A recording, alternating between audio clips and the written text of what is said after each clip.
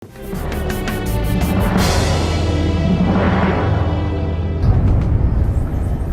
akan menuju ke rumah dari saudara Muhammad Alwi, salah satu dari dua nelayan yang baru saja ditangkap ya pada tanggal 13 November 2019 dengan dugaan dan tuduhan melakukan pengerusakan dan perbuatan yang melanggar hukum melawan PT Kukuh Mandiri, anak perusahaan dari PT Agung Sedayu.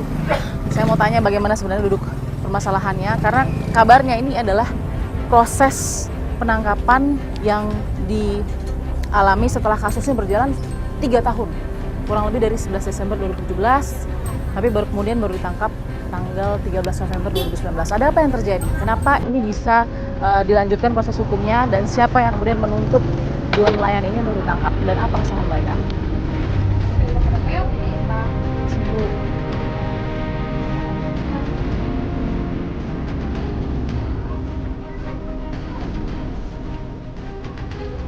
Assalamualaikum, Ibu Fatia sama Mbak PH.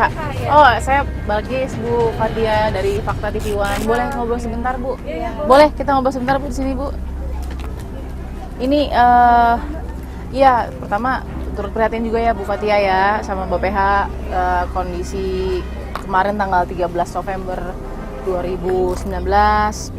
Pak Alwi ya, Pak Muhammad Alwi dengan temannya Pak Ade, Pak Ade Sukanda ditangkap akhirnya ya oleh kepolisian dari atau karena kasus yang ada di tanggal 11 Desember 2017. Berarti sudah hampir 3 tahun lalu ya. Ibu Fatia pada saat penangkapan ada di mana? Ada di rumah. Ada di rumah. Iya. Mbak PH juga di rumah. Enggak, jadi penangkapannya itu dia nggak dijemput oleh Polda, tapi dia itu hari Minggu 10 November 2019 itu dia dapat surat panggilan untuk penetapan sebagai tersangka. Oke, jadi ada pemeriksaan? Iya, pemeriksaan di tanggal 13 hari Rabu. Cuman pas datang pada tanggal 13 November itu dia sampai tengah malam tidak pulang.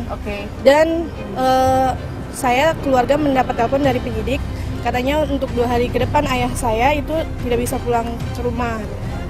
Hari Kamisnya tanggal 14 November kami sekeluarga diminta untuk datang ke ruang penyidik.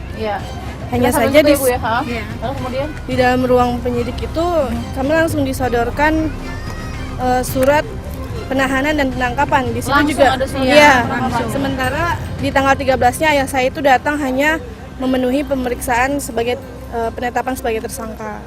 Terus itu nggak sesuai sama bunyi suratnya. Bunyi suratnya apa yang? Bunyi surat itu hanya penetapan sebagai tersangka, bukan penahanan dan penangkapan. Kalau misalnya memang bunyi suratnya penahanan dan penangkapan, iya wajar ayah saya ditangkap.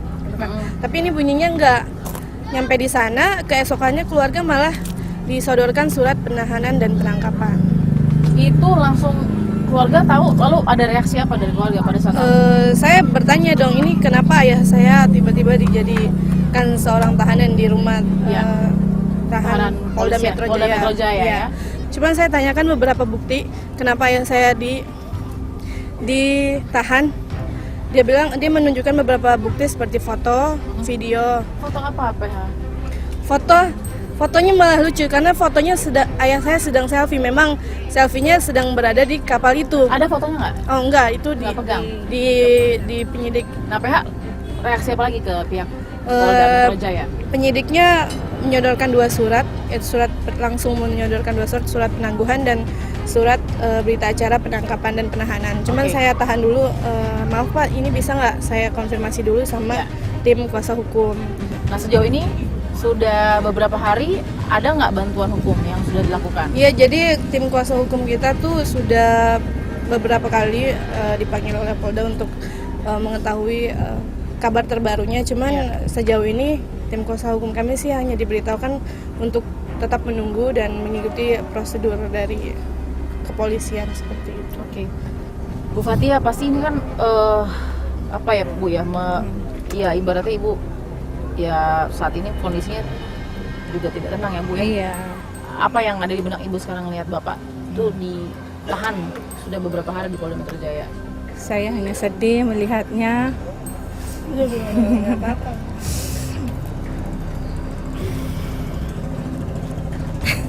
Nggak nyangka aja saya, Mbak.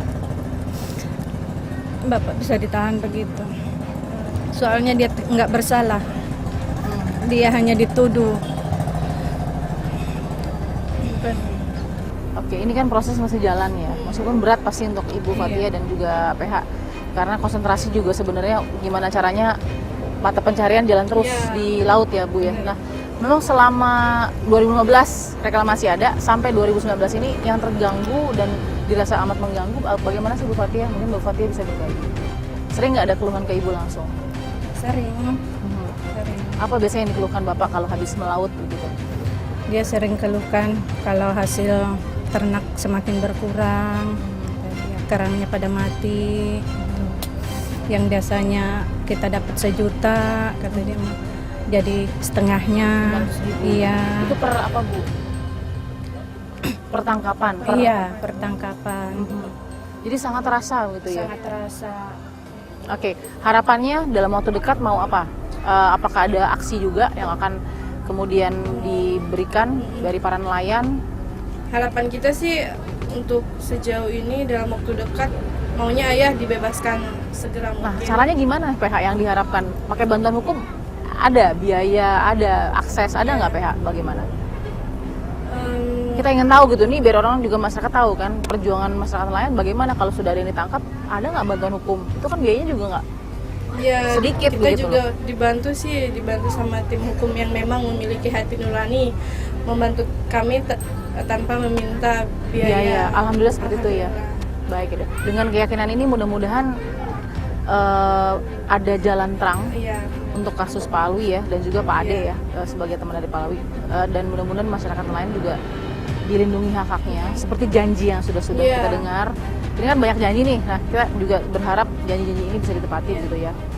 Baik, terima kasih ya PH ya, sabar terus Ibu Fathia juga sabar terus, semoga selalu kuat ya. Kita akan lihat lagi bagaimana sebenarnya dulu permasalahan, apakah benar para nelayan pada saat 11 Desember 2017 lalu yang tadinya hanya mempunyai niat untuk protes, membawa sekitar 40 perahu nelayannya, benar-benar hanya ingin protes dan meminta musyawarah untuk terjadi, atau memang ada dugaan-dugaan oknum atau mungkin ada provokator dalam dugaan pengrusakan dan ancaman yang terjadi di kapal Hayin vendor yang digunakan oleh PT Kukuh Mandiri. Kita akan temukan fakta berikutnya.